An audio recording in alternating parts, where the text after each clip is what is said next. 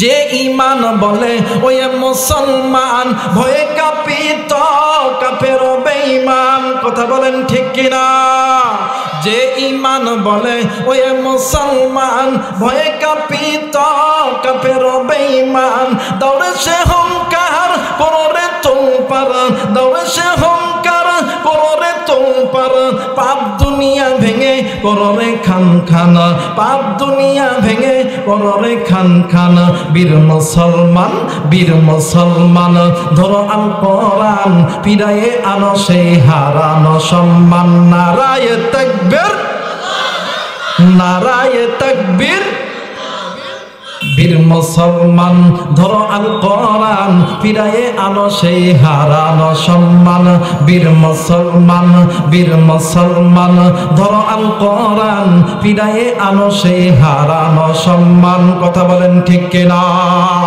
যে আওয়াজ শুনে ওই মুসলমান ভয়ে কাঁপিত কাফের বেঈমান। কথা বলেন ঠিক কিনা? যে আওয়াজ শুনে ওই মুসলমান ভয়ে কাঁপিত কাফের বেঈমান।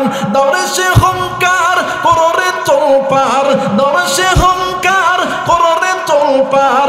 পাপ দুনিয়া ভেঙে কররে চুরমার, পাপ দুনিয়া ভেঙে কররে খান খান।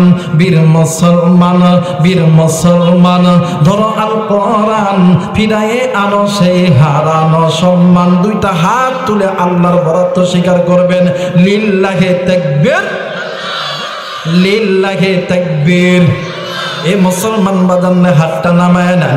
আল্লাহ বললেন পৃথিবীর মানুষ, তোমাদের মানব মণ্ডলীর চলার মাঝে অসংখ্য পথ আছে, বাঁকা পথ। কেউ বা তার পথ বেছে নিছে সুদখোর ঘুষখোরের পথ, কেউ বা তার পথ বেছে নিছে জেনাখোরের পথ, কেউ বা তার পথ বেছে নিছে বেপরদার চলার পথ, কেউ বা তার পথ বেছে নিছে বেনামাজির পথ। আল্লাহ বলেন বান্দারে, ওই পথগুলো জাহান্নামের পথ।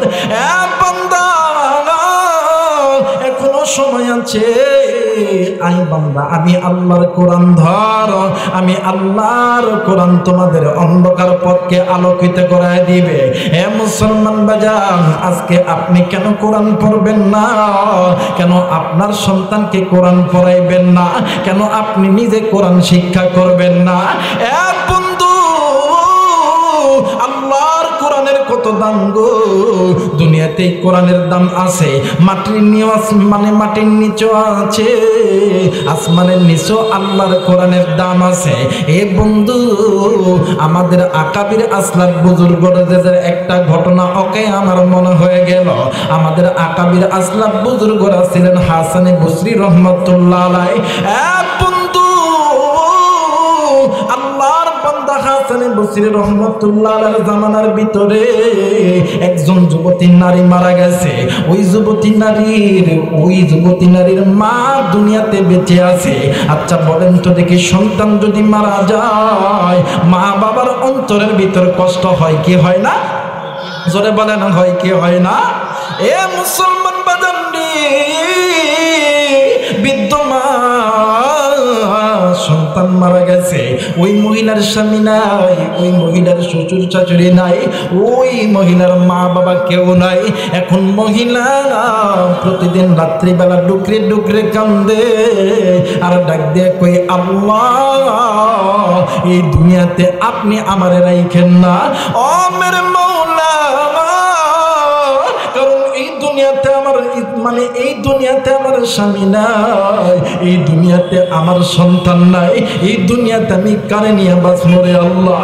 আল্লাহ, আমি কেমন কইরা বাঁচবো? আচ্ছা বলেন তো দেখি, মার অন্তরের ভিতরে সন্তানের মহব্বত আছে না নাই? জোরে বলেন, আছে না নাই? এ মুসলমান বন্ধু, সন্তান মারা গেছে, মা এই দিকে বন্ধু একেবারে পাগল বেশ হয়ে গেছে। ও বাজান, মা প্রতিদিন এলাকার মসজিদের ইমাম সাহেবের কাছে যাইয়া ডাক দিয়ে কই, হুজুর, আপনার কাছে এমন কোন আমল আছে কিনা যেই আমলটা করলে আল্লাহ তাআলা আমার সন্তানের সঙ্গে আমার দেখা করায় দিবে? হুজুর ডাক দিয়ে কই, মাগো, এইরকম কোন আমল আমার জানার মতে নাই, কিন্তু আপনি তো একজন নাসর বান্দা, আপনি তো প্রতিদিন আমার কাছে আসেন। কিন্তু মা গো, আপনাকে একটা বুদ্ধি দিয়ে দিই, এই জামানার ভিতরে আল্লাহর একজন বান্দা আছে, বড় একজন আলেম আছে, আল্লাহর একজন ওলি আছে।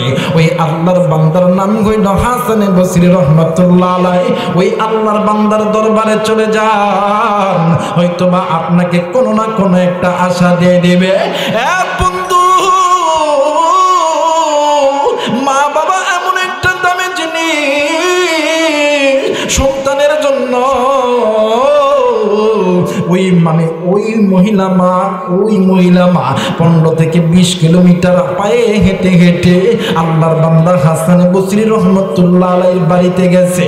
যাওয়ার পরে বাড়িতে যাইয়া হুজুরকে ডাক দিয়ে কই, হুজুর আমার কপাল বড় খারাপ, আমি এমন একজন মহিলা, এই দুনিয়াতে আমার স্বামী নাই, এই দুনিয়াতে আমার শ্বশুর শাশুড়ি মা বাবা ভাই বোন কেউ নাই। হুজুর একটাই মাত্র কলিজার টুকরা সন্তান, আজ কিছুদিন হলো সন্তান আমার মারা গেছে। ও হুজুর, আমি মা কি পারি আমার সন্তানকে ছেড়ে থাকতে? হুজুর আপনার কাছে আমার একটা আরজি, হুজুর বলেন না,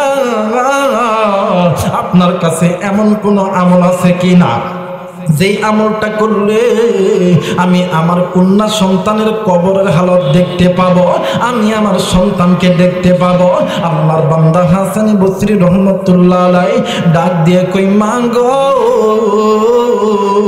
আমি কোরআন হাদিস ঘেটে দেখছি গো মা, এমন কোন নির্ধারিত কোনো আমল নাই। ওই মহিলা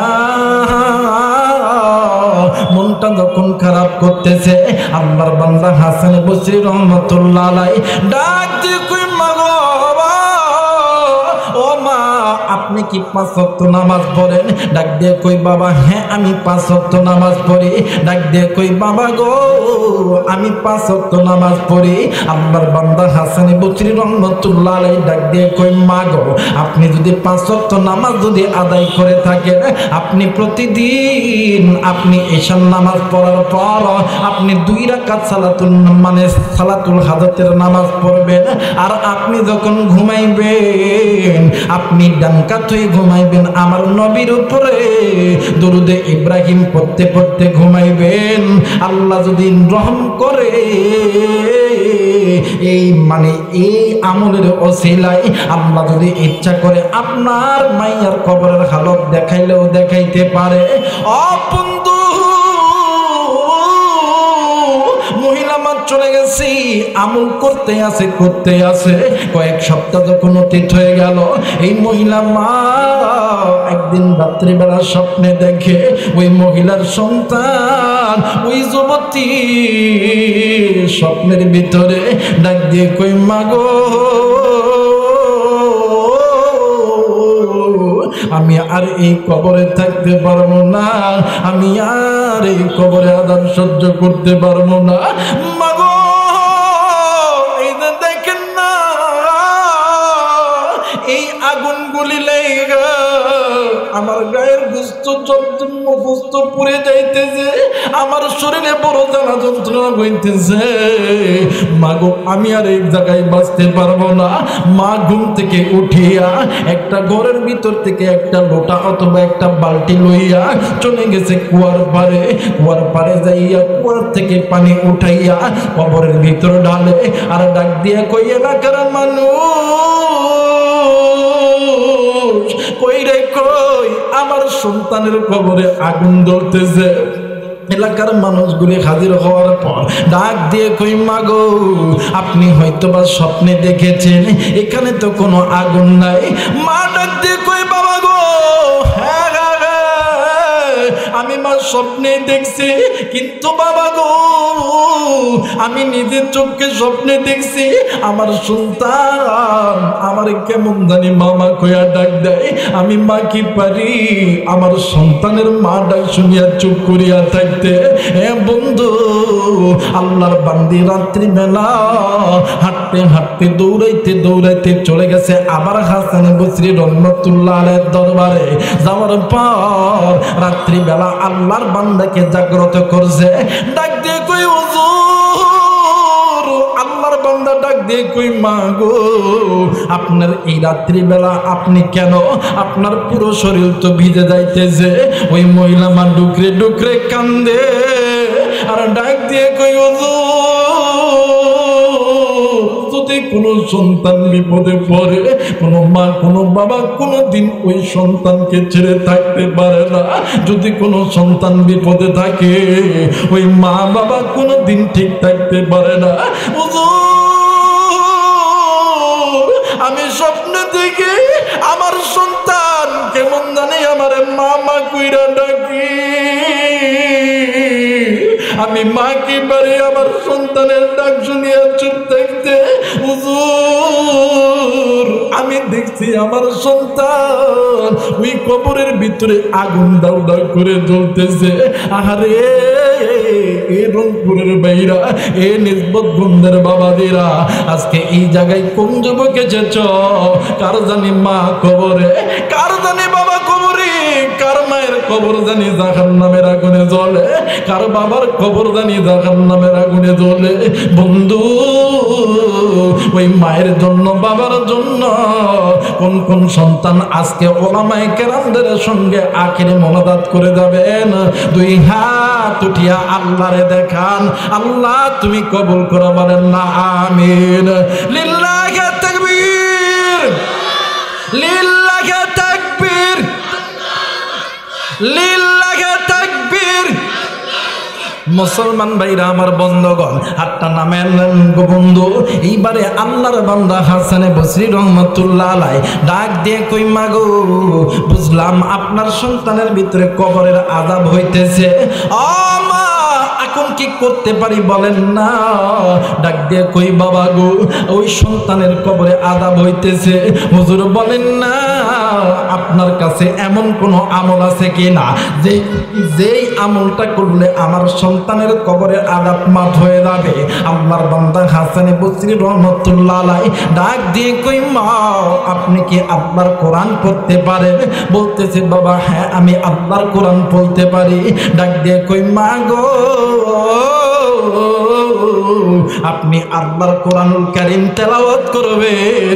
এই তেলাওয়াতের ওসিলায় আল্লাহ তাআলা আপনার সন্তানের কবরে আযাব মাফ করিয়া দিবে। একটু আওয়াজ করে বলেন সুবহানাল্লাহ।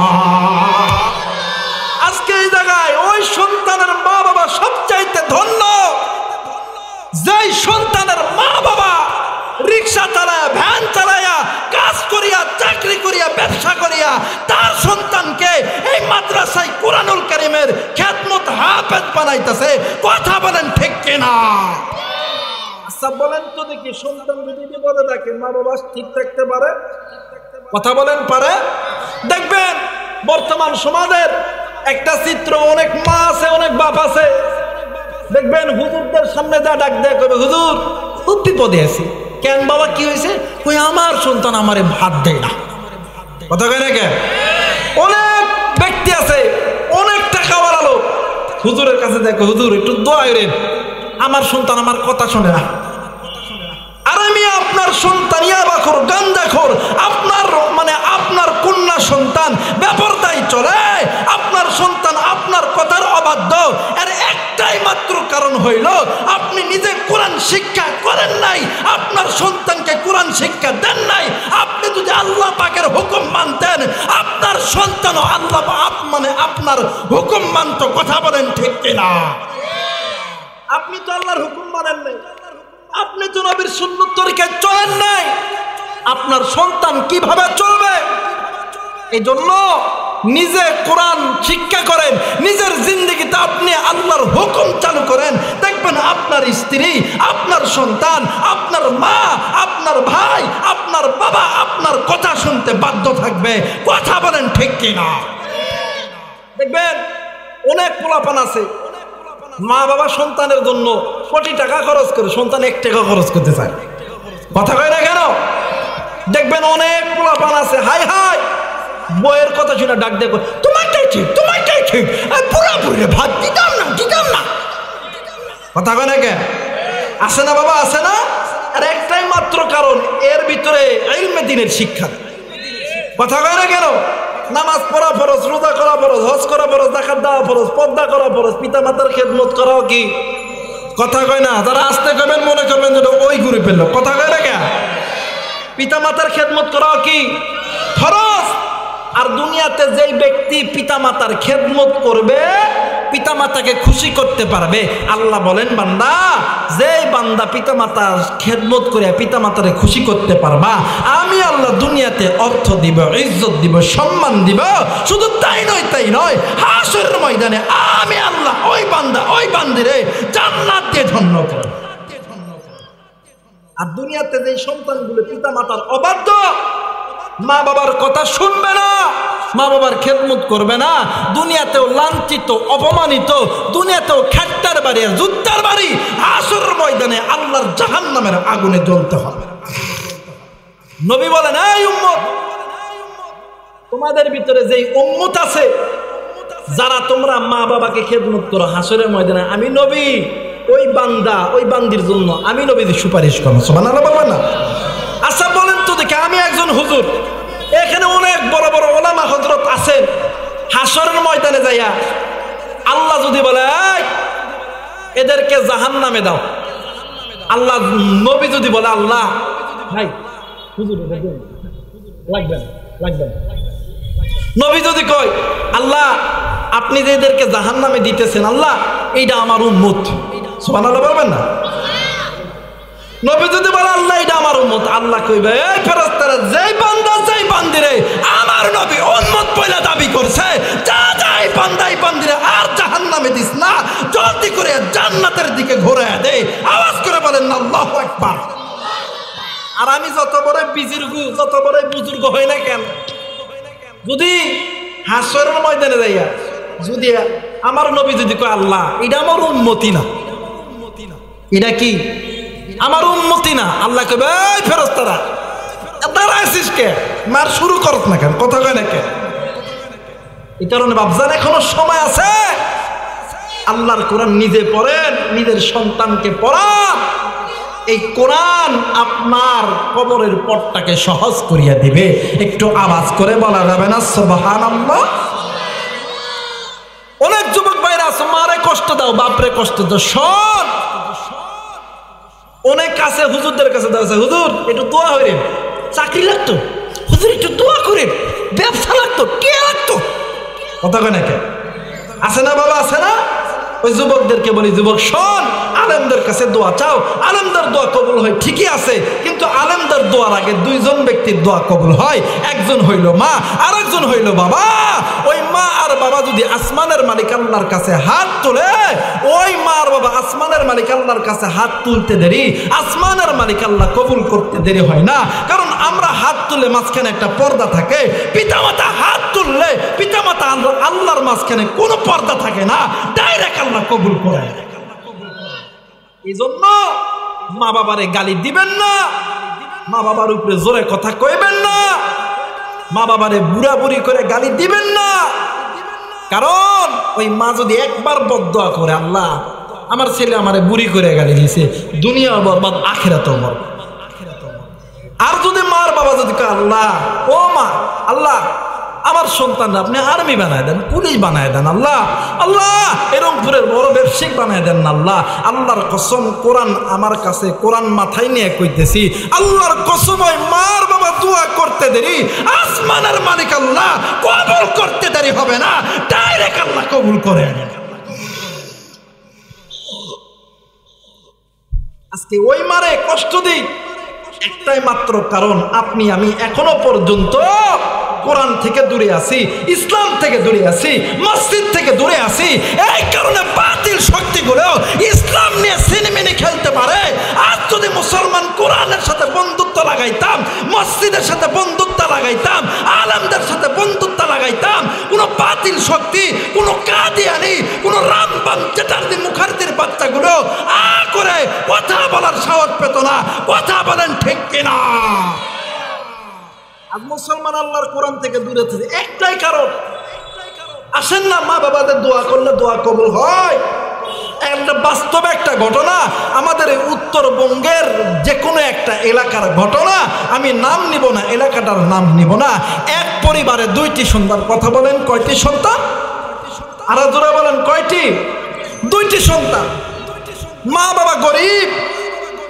দেখেন, মা বাবা গরিব, নিথুর গরিব, কিন্তু 2 সন্তান প্রতিদিন মাগরিবের পরে যাইয়া মা বাবার পা টিপতো আর ডাক দিয়ে কইতো, মা, ও মা, তুমি একটু আল্লাহর কাছে দোয়া হইরো, আল্লাহ যেন আমাদেরকে কিছু অর্থ দেয়, যে অর্থ দিয়ে আপনার খেদমত করতে পারি। সুবহানাল্লাহ বলবেন না?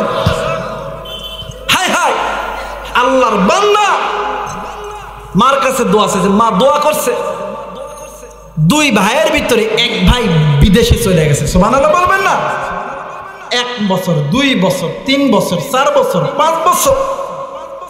5 বছরের বেলায় সন্তান একদিন বাড়িতে কল দিছে। বাড়িতে কল দিছে যে সন্তান বিদেশ থেকে দেশে আসবে। তা আবার মারে কল দেয় নাই, বাপরে কল দেয় নাই। এই 5টা বছর যে গেছে, একটা দিনের জন্য মা বাপের সঙ্গে কথা বলে নাই। কিন্তু মা আর বাবা নিজের জমি বিক্রি করিয়া, জায়গা বিক্রি করিয়া সন্তানদের অর্থ দিছে। আরে মা আর বাবা রাস্তার ধারে সরকারি জমিতে একটা ঘর বানায় আছে, যেই ঘরের ভিতরে ঠান্ডা হইলে প্রচুর ঠান্ডা, বৃষ্টি হইলে ঘরের ভিতরে সমস্ত মানুষগুলি ওই বুড়া আর বুড়ি পর্যন্ত ভিজে যায়। কিন্তু ওই সন্তান 5 বছর পরে বিদেশ থেকে বাড়িতে আসবে, এলাকার বন্ধুরে ফোন দিছে, দোস্ত অমুক দিনে আমি আইতাছি। অমুক দিনে কি আমি আইতাছি। ওই এলাকার যুবক সন্তান বন্ধু মানুষ বুড়ির কাছে এসে ডাক দেয়া কইতেছে, চাচি, আগামীকাল তো আপনার সন্তান দেশে আসবে, আপনি যদি আপনার সন্তানকে এক নজর দেখতে চান তাহলে আমার সঙ্গে আপনি চলেন না এয়ারপোর্টে গেলে আপনার সন্তানকে দেখতে পাবেন। কই আমি তো একাই বলতে পারবো না, তোমার দাদাকে জিজ্ঞেস করতে হবে, তোমার চাচাকে জিজ্ঞেস করতে হবে। রাত্রির বেলা বুড়া যখন আইছে, বুড়ার মাথাতে হাত দেয়, ডাক দিয়ে কই, স্বামী, আমাদের তো সেই 2টাই সন্তান। ও স্বামী, আপনি যদি অনুমতি দেন, আগামীকাল আমার সন্তান দেশে আসতেছে, আপনি যদি অনুমতি দেন, 5টা ছাগল আছে, একটা ছাগল জব করে দিব। বুড়া ডাক দিয়ে কয়, এই বুড়ি, তুই কোন সন্তানের জন্য তুই ছাগল জবি করবি? যে সন্তান 5টা বছর হলে একটাবার খবর নাই না, আমরা কি খাই, কোথায় আছি না আছি, একটাবার দেখতে আসলো না, ওই সন্তানের জন্য তুই ছাগল জবি করবি? বাবা এইরকম করিয়া 1 ঘন্টা পরে রাগ করে থাকার পরে ডাক দিয়া কয়, তোর যদি মনের ইচ্ছা হয় দে, একটা বকরি জব করে দে। একটু আওয়াজ করে বলা যাবে না আল্লাহু আকবার? মুসলমান ভাইরা আমার, বন্ধুগণ, লম্বা কোনো সময় নয়, 5 থেকে 10 মিনিটের ভিতরে ইনশাল্লাহ ফিনিশিং দিয়ে দিব রে বন্ধু। এ বাজান, আমি আবারও এই তো নভেম্বর মাসে 18 এবং 19 2 দিন ব্যাপী মাহফিল হবে সিও বাজারে। এই জায়গায় প্রথম দিন আমি থাকবো, দ্বিতীয় দিন ইলিয়াসুর রহমান জিহাদি সাহেব থাকবে। ইনশাল্লাহ ওই জায়গায় আসবেন, বাকি বয়ান আমি আপনাদেরকে জানাবো। কিন্তু বন্ধু, দেখো দেখো দেখো, মা বাবার দোয়ায় অলি হওয়া যায়, মা বাবার দোয়ায় টাকাওয়ালা হওয়া যায়, মা বাবার দোয়ায় আলেম হওয়া যায়। বাস্তব একটা ওয়াজ আমি আপনাদেরকে শোনায় দেই রে বন্ধু। মোবাইল থাকলে রেকর্ড করে নেন। ও মুসলমান ভাইরা রে, কোন দিকে কোনো নজর নেই, দিল নরম করে দিবে আমার বাবা দিরা রে। এইবারে এই বুড়ি মা সন্তানের জন্য 5টা ছাগলের ভিতরে একটা ছাগল অক্ষ করে দিলেন, সাদগা করে দিলেন। ও বন্ধু, এইবারে সন্তানকে দেখার জন্য উত্তরবঙ্গ থেকে ওই মা চলে গেছেন ঢাকার এয়ারপোর্টের ভিতরে। কিন্তু বন্ধু, সন্তান এয়ারপোর্ট থেকে বের হওয়ার পরে নিজের স্ত্রীর কাছে গেছে, মায়ের কাছে আসে নাই, বাবার কাছে আসে নাই। জনম দুঃখিনী মা আর বাবা দুজন গেট থেকে দূর থেকে দেখে আর ডুকরে ডুকরে কান্দে। এক পর্যায়ে স্ত্রীর কাছে যখন গেছে, স্ত্রী ডাক দিয়ে কই, স্বামী গো, আমি না তোমার কাছে এই জিনিস চাইছিলাম, তুমি ওই জিনিসটা এক্ষুনি আমারে দিয়ে দাও। ডাক দিয়ে কই, স্ত্রী, তুমি তো আমার চিরজীবনের সঙ্গিনী। ও স্ত্রী, তুমি তো জানো আমি অসুস্থ অসুস্থতার কারণে আমি এই জিনিসটা কিনতে পারি নাই, কিন্তু আমার কাছে টাকা আছে, আমি তোমারে কিনে দেব। শালাশালি দুলাভাইয়ের কাছে ডাক দিয়ে কই, দুলা ভাই তুমি না আমারে এই জিনিস মানে কিনা দিবা, ওখান থেকে এনে দিবা। ডাক দিয়ে কই, ভাই রে তোমরা তো জানো আমি অসুস্থ, আমি তো কোনো কিছু কিনতে পারি নাই, কিন্তু আমার কাছে টাকা আছে, আমি দেশ থেকে তোমাদেরকে কিনে দেব। বন্ধু কোনো দিকে কোনো নজর নেই।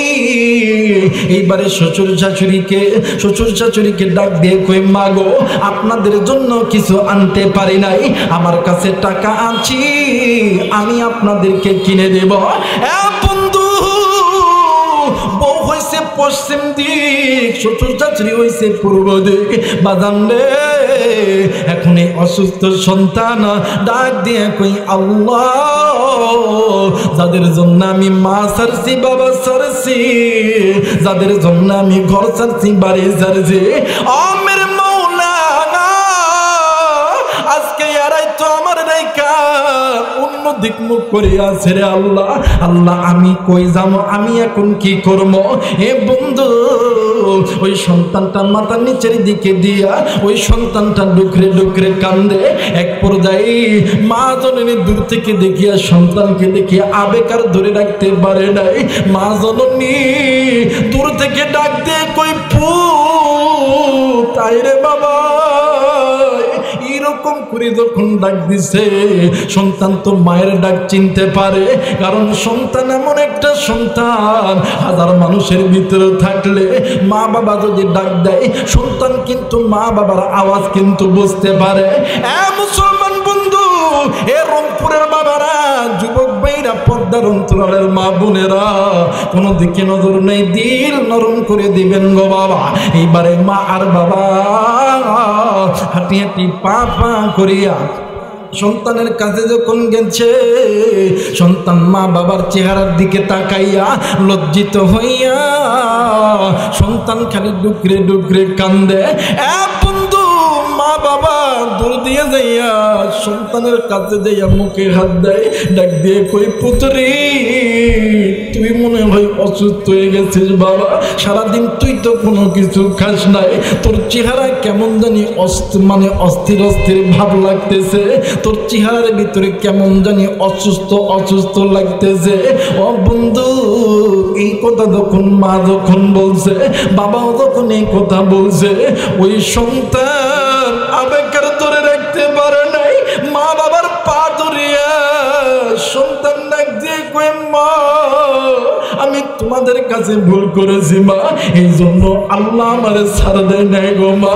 ও বাবা আমি তোমার কাছে ভুল করছি বাবা, এই জন্য আল্লাহ আমারে ছাড় দেয় নাই গো বাবা। ও মা, ও বাবা তোমরাই আমারে মাফ করিয়া দাও, যদি তোমরা যদি মাফ না করো আমি মরেও শান্তি পাবো না। মা বাবা ডুকরে ডুকরে কান্দে। এক পর্যায়ে সন্তানকে কোলে নিয়ে ডাক দিয়ে কই, বাবা গো বল তুই এমন করে কাঁদতেছিস কেন বাবা, তুই এমন করে কাঁদতেছিস কেন? ডাক দিয়ে কই, আব্বা গো আমি বড় বিপদে আছি, ইউরোপের ডাক্তার বলছি আমার শরীরের ভিতরে বহু বড় একটা রোগ আছে, আমি এই দুনিয়ার জমিনে বেশি দিন আর বাঁচবো না। ও গো মা তুমি আমার যদি মাফ না করো, কারণ ওই কবরে যাইয়া আমি আল্লাহর কাছে মাপ পাবো না। ডাক দিয়ে কই, বাবা তুই কি শুনাইলি? এই জগতে আমাদের বুড়া বুড়ির তো কেউ নাই রে বাবা, তুই এটা কি শুনাইলি? তুই এটা কি শুনাইলি? তুই কি হয়েছে বাবা? আয় রে বাবা আয়। ডাক দিয়ে কই, বাবা ইউরোপের ডাক্তার বলছে মা আমি আর এই দুনিয়াতে বেশি দিন বাঁচবো না। মা যখন এই কথা শুনছে, বৃদ্ধ মা ওই জায়গায় বসিয়া দুইটি হাত উঁচু করিয়া ডাক দিয়ে কই, আল্লাহ আজ 5টি বছর হইল আমার কোলটা খালি ছিল, আজকে তুমি আমার সন্তানকে আমার কোলে ফিরিয়ে দিলা, এরপরে আবার আমার সন্তানকে তুমি আমার কাছ থেকে নিবা। আল্লাহ আমি মা কি পারি আমার সন্তানকে ছাড়িয়া থাকতে গো আল্লাহ। ডাক দেন না, বলেন না আল্লাহ।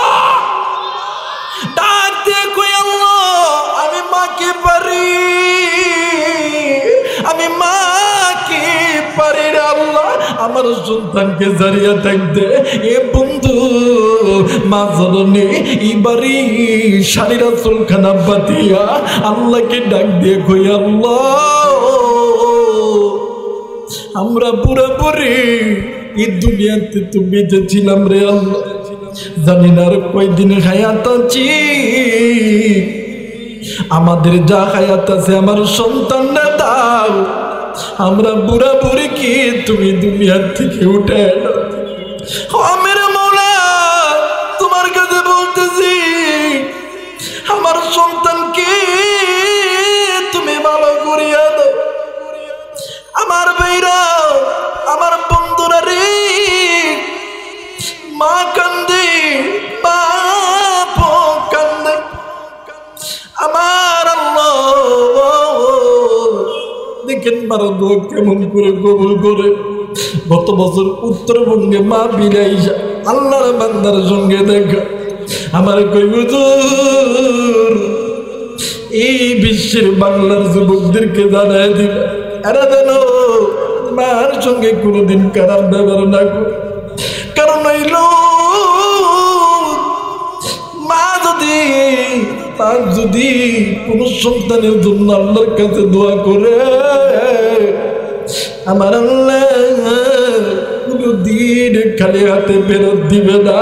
একটু আওয়াজ করে বলা যাবে কি সুবহানাল্লাহ লা ইলাহা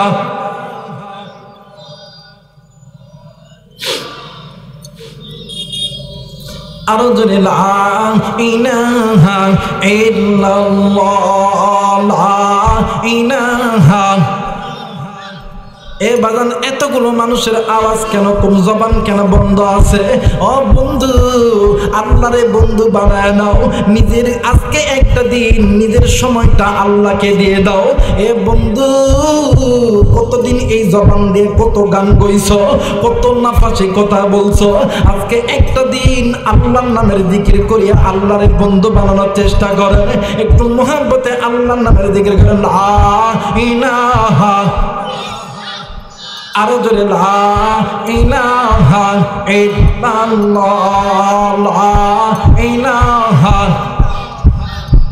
আরো জোরে লা ইলাহা ইল্লাল্লাহ লা ইলাহা। ভাইজান বগুদুর মাদিনা আমরা কেমনি যাব জানি না, কথা বলেন ঠিক কিনা? এ বাদান রবিউল আউয়াল মাস গো বন্ধু, নবীর আশিকরা একটু আমার সঙ্গে বলেন না, নবীর প্রেম নিয়ে বলেন না। বগুদুর মাদিনা আমরা কেমনি যাব জানি না, বলেন বগুদুর আমরা কেমনে যাব জানি না। দয়া করো দয়ার আল্লাহ, দয়া করো দয়ার আল্লাহ, পুর মনের বাসনা লা ইলাহা আরো জোরে লা ইলাহা ইল্লাল্লাহ লা ইলাহা লা ইলাহা ইল্লাল্লাহু মুহাম্মাদুর রাসূলুল্লাহ। সকলেই পড়ি সাল্লাল্লাহু আলাইহি ওয়াসাল্লাম। আজকের মাহফিল কবুল হোক। কে কে চান দুই হাত উঠিয়া আল্লাহকে দেখান। ওলামায়ে কেরামদের মজলিস, বড় বড় ওলামা হযরত এসেছে ইনশাআল্লাহ। যারা যারা চান আজকের মাহফিলটা কবুল হোক, তিনটা তাকবীর দিবেন আল্লাহকে খুশি করার উদ্দেশ্যে। দেখবেন যে বেটা হাত তুলবে না, যে বেটা তাকবীর দিবে না, ভাববেন ওইটা ইসলামের শত্রু, আল্লাহর শত্রু, নবীর শত্রু। কথা বলেন ঠিক কিনা? লিল্লাহি তাকবীর লিল্লাহি তাকবীর লিল্লাহি তাকবীর। হাত নামান ওয়াজ চলবে, কথা বলেন চলবে? আমার বাইরে এবার আসেন। হাসান বসরি রহমতুল্লাহ আলাইহি ডাক দিয়ে কই মাগো আপনি আল্লাহর কোরআন পড়েন, দেখবেন এই কোরআন পড়ার ওসিলায় আল্লাহ আপনাকে, আল্লাহ আপনার সন্তানের কবর আযাবকে maaf করিয়ে দেন। বন্ধু এই কোরআন এমন একটা দামি কোরআন, আল্লাহ বলেন ফামানিত্তাবাআ হুদা ফালা ইয়াদিল্লু ওয়ালা ইয়াশকা। যে বান্দা যে বান্দি সিনার ভিতরে আল্লাহর কোরআনের একটা আয়াত সংরক্ষিত করা থাকবে, ওই কোরআনওয়ালা বানাচ্ছি না, কোনোদিন আগুনে জ্বলবে না, পানিতে ডুববে না, আসমানের মালিক আল্লাহ হেফাজত করে। আপনি কোরআন পড়তে জানেন না? এই যুবক ভাইয়া, কুড়িদার টুকরো যুবক ভাইয়া, তুমি কোরআন পড়তে জানো না? ওই মাদ্রাসায় কোরআন আছে, তুমি ঢুকবা, কোরআনটাকে একটু মোহাব্বতে একটু বুকে নিবা। তুমি কোরআন পড়তে জানো না? কোরআনের দিকে মোহাব্বতের নজরে তাকাইবা। তুমি কোরআন পড়তে জানো না? একজন ভাই কোরআন পড়তেছে, তার তিলাওয়াতটা একটু শোনো না, আল্লাহ এর ওসিলা মাফ করে দিবে। আল্লাহ চায় না তার বান্দাগুলো জাহান্নামে যাক, আল্লাহ চায় তার বান্দা তার বান্দিগুলো জান্নাতে যাক। একটু আওয়াজ করে বলা দেবেন আল্লাহু আকবার। মুসলমান ভাইরা আমার, বন্ধুগণ, বন্ধু আমার ভাইরা, এবারে আল্লাহর বান্দি চলে গেছে বাড়িতে। একদিন, 2 দিন, 3 দিন, 4 দিন হইতেছে আল্লাহর কোরআনুল কারীম তেলাওয়াত করতেছে। এমন করে যখন কয়েকদিন যখন অতীত হয়ে গেল, একদিন রাত্রিবেলা আল্লাহর বান্দি স্বপ্নে দেখে তার সন্তান ডাক দিয়ে কই, মা গো, এই যে দেখেন না আমার কবরটা কেমন জানি ফুলে সজ্জিত হয়ে গেছে, এত আরাম, এত আরাম, এই কবরের ভিতরে আর আযাব নাই, আর আগুন নাই। আল্লাহ তাআলা এই কবরটাকে ফুলের বাগান বানায় দিছে। একটু আওয়াজ করে বলেন সুবহানাল্লাহ। এ মুসলমান যুবক ভাইয়া, এ কলিজার টুকরা যুবক, তুমিও যুবক, আমিও যুবক। আল্লাহ যদি আমারে তার রাস্তায় কবুল করতে পারে, যুবক তোমারে কেন আমার আল্লাহ কবুল করবে না? বন্ধু, আলেমদের সাথে সম্পর্ক লাগাও, আলেমদের সাথে বন্ধুত্ব লাগাও, কারণ এই দুনিয়া থাকার জায়গা নয়, কেউ এই দুনিয়ায় চিরদিন থাকবো না। এ যুবক বন্ধু, মুরব্বী বাবারা রে, এই পদ্মাদন তুলালের মা, আজকের মাহফিল তোমার আমার জীবনের শেষ মাহফিলও হইতে পারে। হায়াত থাকলে আবার আসতে পারি, না থাকলে নাও আসতে পারি। বন্ধু মুরব্বী, আপনার মতন কত মুরব্বী যাইয়া দেখেন রংপুর মেডিকেলের বেডের ভিতরে পড়িয়া পড়িয়া কাতরাইতাছে। রংপুরের মাগো, আপনার মতন কত মা যাইয়া দেখেন না রংপুর মেডিকেলের বেডের ভিতরে পড়িয়া পড়িয়া কাতরাইতাছে। যুবক রে, তোমার মতন কত যুবক মোটরসাইকেল চালাইতে যাইয়া বাস অ্যাক্সিডেন্ট করিয়া রোড অ্যাক্সিডেন্টে মারা গেছে। আবার তোমার মতন কত যুবক যাইয়া দেখবা ওই রংপুর মেডিকেলের বেডের ভিতরে পড়িয়া পড়িয়া কাতরাইতাছে। কিন্তু আল্লাহ তোমারে আমারে ভালো রাখছে, আল্লাহ তোমারে আমারে সুস্থ রাখছে রে বাবা। বন্ধু, ওলামা হযরত এই জায়গায় আছেন।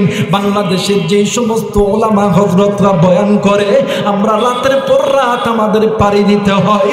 অনেক সময় নজর কইরা দেখি, এমনও মানুষের চোখে ঘা, এমনও মানুষের মাথায় ঘা, আবার এমনও মানুষ চোখে দেখতে পারে না, এমনও মানুষ কানে শুনতে পারে না। অনেক মানুষের হাত আছে, পা নাই, আবার পায়ে আছে, হাত নাই।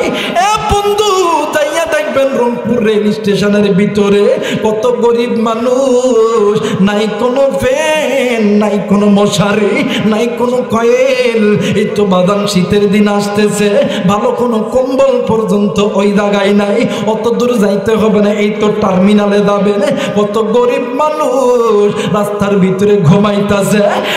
বন্ধু, আবার আবার এমনও দৃশ্য আমি আমার চোখে দেখতে পারছি, গরিব মানুষগুলি ক্ষুধার তাড়না সহ্য করতে না পারিয়া ডাস্টবিনের খাবার মুছিয়া মুছিয়া খায়। এর রংপুরের বাবাদিরা, এই যুবক ভাইয়া, পর্দার অন্তরালের মারা, আল্লাহ আপনার আমার হাত ভালো রাখছি, আল্লাহ আপনার আমার চোখ ভালো রাখছে, আল্লাহ আপনার আমার কান ভালো রাখছি, আল্লাহ আপনার আমার পা ভালো রাখছে, শরীরে কোনো ঘা দেয় নাই। আল্লাহ আপনারে আমারে গরিব বইলা বানাই নাই, আল্লাহ আপনারে আমারে ঘর ছাড়া কোনোদিন শোয়াই নাই। বন্ধু, আল্লাহ তোমারে আমারে এত কিছু দিছে, এরপরেও ওই আল্লাহ আল্লাহর সঙ্গে কেন বন্ধুত্ব লাগাও না? কেন আল্লাহর কোরআন ধরো না? আর গরিব মানুষ, চোখ নাই, পা নাই, হাত নাই, কান নাই, এই মানুষগুলি দেখবেন ভিক্ষা করে, ডাক দিয়ে কই আল্লাহর রাস্তায় আমার 2টা টাকা ভিক্ষা দাও।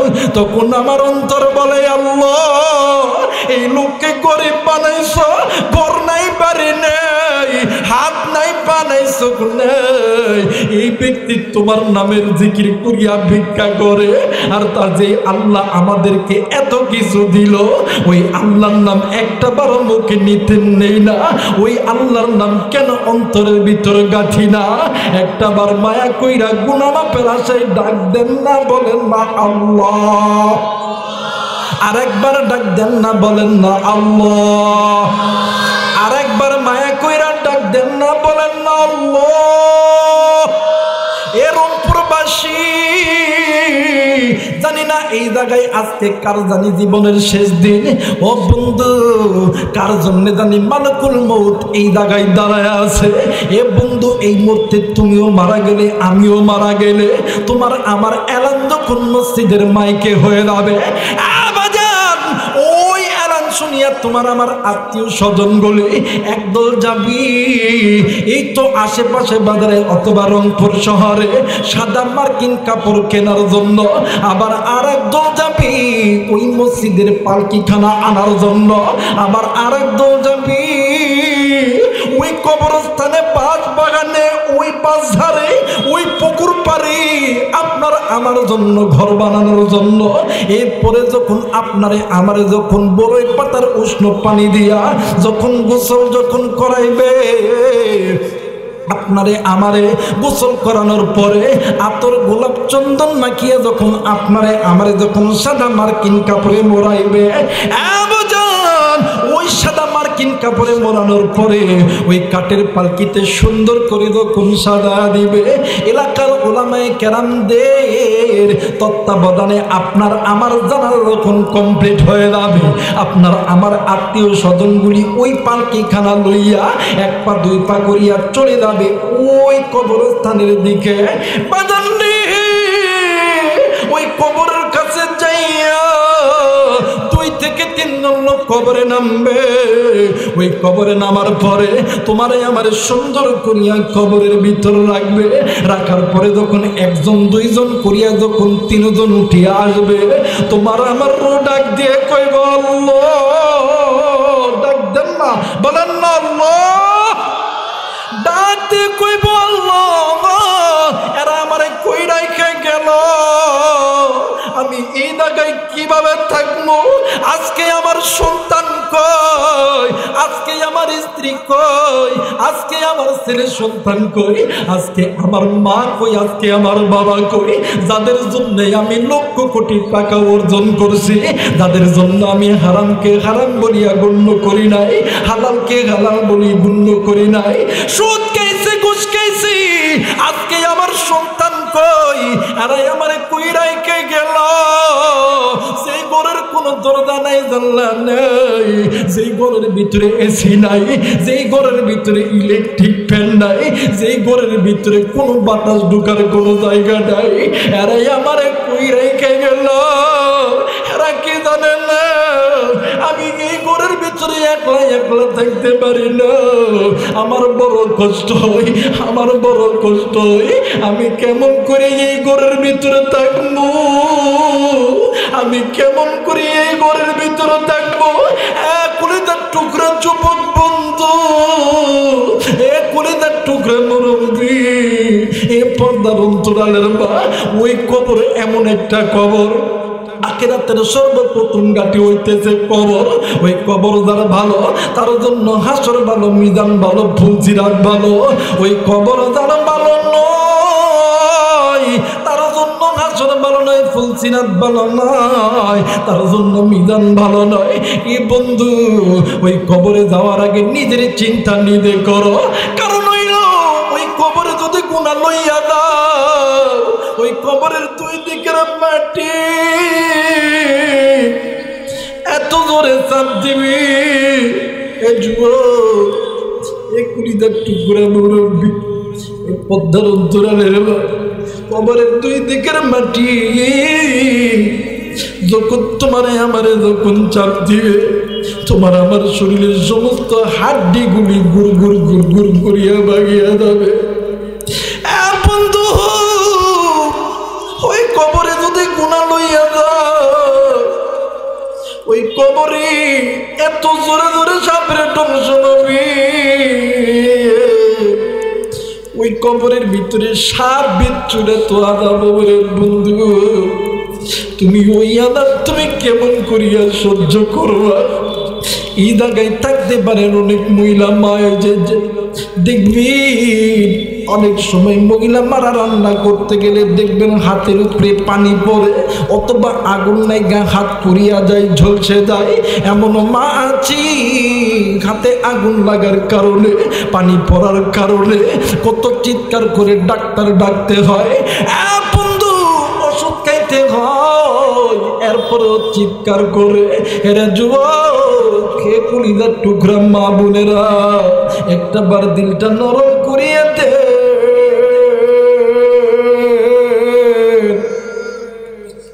ওই জাহান দুনিয়ার আগুন যদি মানুষের হাতে লাগার কারণে মানুষ যদি মা মা করিয়া চিৎকার করে, বাপ বাপ করিয়া চিৎকার করে, ওই জাহান নামের আগুন যদি গায়ে লাগে তাইলে কত যন্ত্রণা হবে। যুবক, তুমি কি জন্য গুনাহ করো? তুমি কোন দুনিয়ার পিছনে পড়িয়া তুমি যুবক গুনাহ করো? মুরব্বি, আপনি কোন দুনিয়ার পিছনে পড়িয়া আপনি গুনাহ করেন? এই দুনিয়া থাকার জায়গা নয়। হ্যাঁ বন্ধু, ওই দুনিয়ায় চিরদিন থাকবো না। এই কারণে আল্লাহর কোরআন মেনে নাও, আল্লাহর কোরআনটা ধরো। এই আল্লাহর কোরআন মিনাজ জুলুমাতি ইলান নূর, অন্ধকারের পথ থেকে আলোর পথে নিয়ে যাবে। একটু আওয়াজ করে বলেন আল্লাহু আকবার।